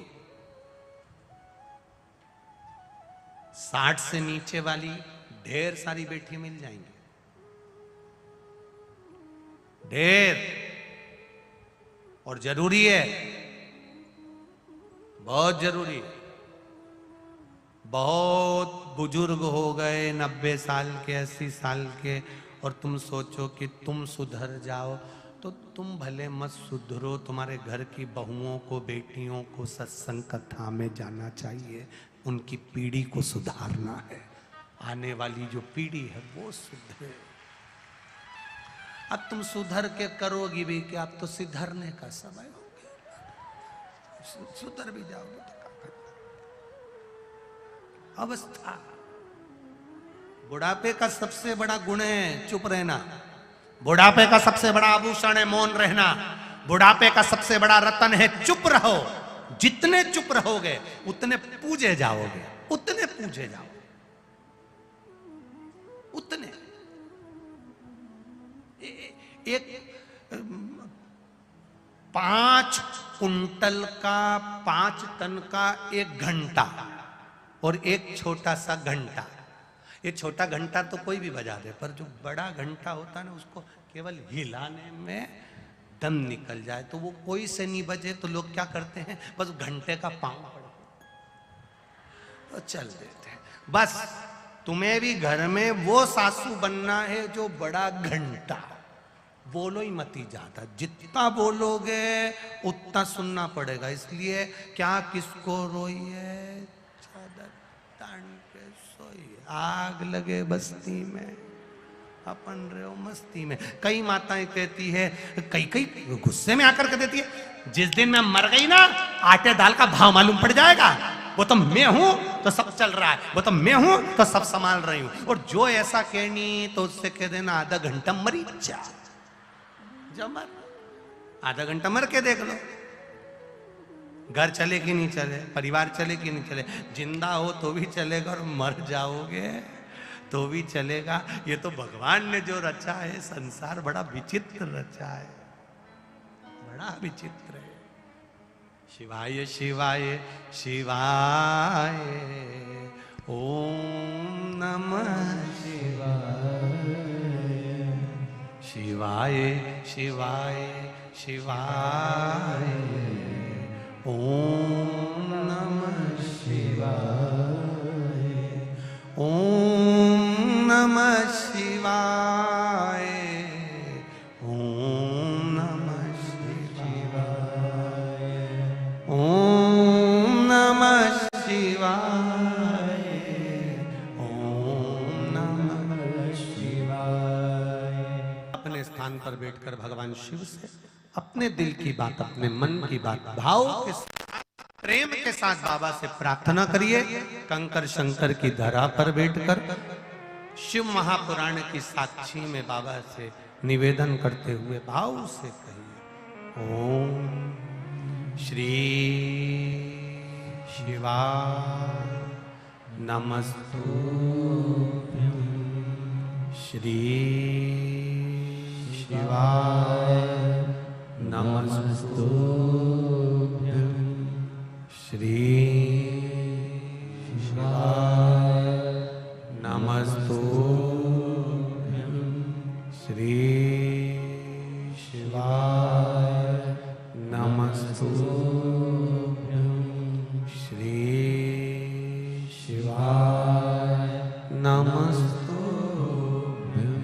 भोला सब दुख काटो मारा, ओ भोला सब दुख काटो मारा।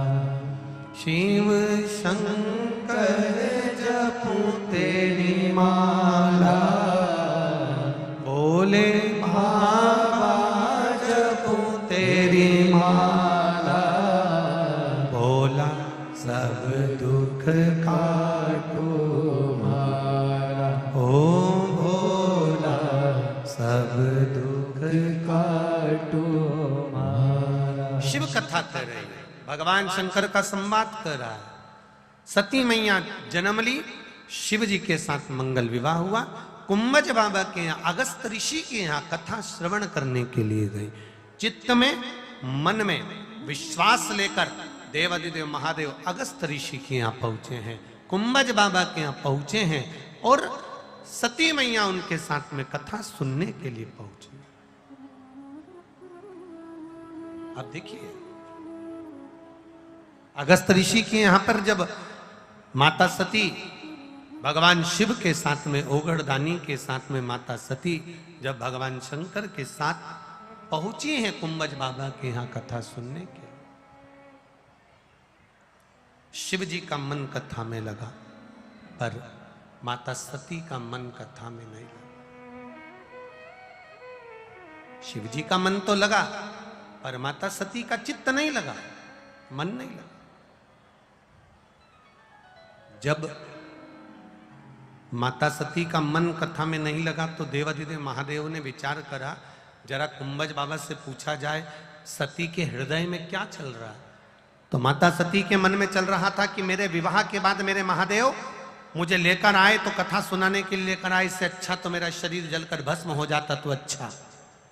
कथा में बैठकर, भगवान शंकर की साक्षी में बैठकर, भगवान शंकर के साथ बैठकर, भगवान शिव की शिव महापुराण में बैठकर तुम्हारे मन में जो चलता रहता है बाबा वो पूरा जरूर करते हैं। इसलिए अच्छा सोचना, अच्छा करने का प्रयास करना, अच्छा विचार करना। जितना अच्छा सोचोगे, जितना अच्छा विचार करोगे, जितना अच्छा सोचोगे बाबा उतना अच्छा करेगा। एक पत्र आया है,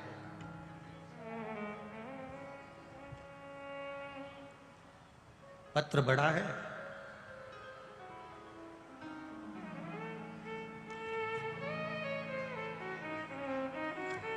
भोले की बेटी गाजियाबाद से।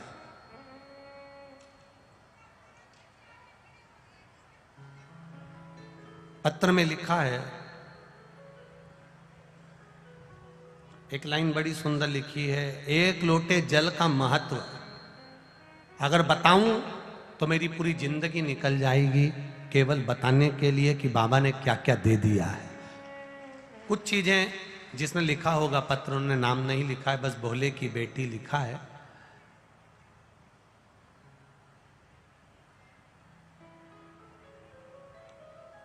गुरुजी, मेरी मम्मी को सांस की बीमारी थी, डॉक्टर ने एएमएस के बोल दिया था, पर बाबा के एक छोटा सा पीपल के पत्ते का प्रयोग कर कर श्वास की बीमारी ठीक हुई है। सीहोर के रुद्राक्ष का क्या वर्णन करूं। गुरुजी, मम्मी को 2022 में दीपावली के पास सोराइसिस जैसी बीमारी हो गई थी। कम से कम 60 से 70 हजार तक की दवाई खा ली थी मम्मी ने, पर कोई असर नहीं था। डॉक्टर ने 1 साल का इलाज बताया, फिर कहा यह बीमारी रहती ही है, जाती नहीं। मेरे मम्मी को बोला सीहोर चलते हैं, रुद्राक्ष नहीं वहां से लेकर आते हैं। कोई बात नहीं, मैं विश्वास से मेरे महादेव सब सही कर देंगे। गुरुजी, हम रुद्राक्ष लेकर आए, जल के पात्र में गलाते, सुबेरे शिव जी को चढ़ा देते, उसका पानी लाकर मम्मी को देते, मम्मी पीती और शरीर में लगाती। बाबा, डॉक्टर कह रहे थे ये ठीक नहीं होता। गुरुजी, ये शिव की कृपा है, मेरे बाबा ने मेरी मम्मी को पूर्ण तरह से ठीक कर दिया है। ये शिव तत्व है, यो घड़ी जो पत्र में आपने लिखा। गुरुदेव, मेरे पापा यूपी पुलिस में ही कार्यरत हैं। वो कभी इस चीज को मानते नहीं थे, पर जब मेरी मम्मी की तबीयत ठीक हुई तो मेरे पिताजी भी शिव जी को 1 लोटा जल चढ़ाने लगे। ये शिव तत्व है हमारा। तेरी कृपा बिना न हिले एक भी अणु, लेते हैं श्वास तेरी कृपा से तनु। बखान क्या करूं मैं राखों के ढेर का, चपटी भभूत में है खजाना कुबेर का। शिव तत्व को जो जानता, सती मैया ने भूलवश मांग लिया कि मैं जलकर भस्म हो जाऊं तो अच्छा। सती मैया अपने पिता के घर पर गई और जलकर भस्म हो गई। महादेव ने मांगा था राम जी का दर्शन, तो उनको राम का दर्शन हुआ। जो सती माता जलकर भस्म हुई वही हिमालय राज के यहाँ पार्वती के नाम से विख्यात हो गई। और माता पार्वती भगवान शिव को रिझाने के लिए तप साधना करती हैं। भगवान शंकर और माता पार्वती का मंगल विवाह हो रहा है। जोरदार ताली बजाकर स्वागत करें, शिव पार्वती आ रहे हैं। भगवान शंकर और पार्वती मैया पधार रहे हैं। माँ जगत जननी पार्वती जी भगवान शंकर के गले में जयमाला पहना रही हैं। भाव और आनंद के साथ माता पार्वती जी शिव जी के गले में जयमाला दे रही हैं। जोरदार ताली बजाकर स्वागत करें। हर हर महादेव। अब भगवान शंकर माता पार्वती के गले में जयमाला दे रहे हैं। जोरदार ताली बजाकर स्वागत करें। हर हर महादेव।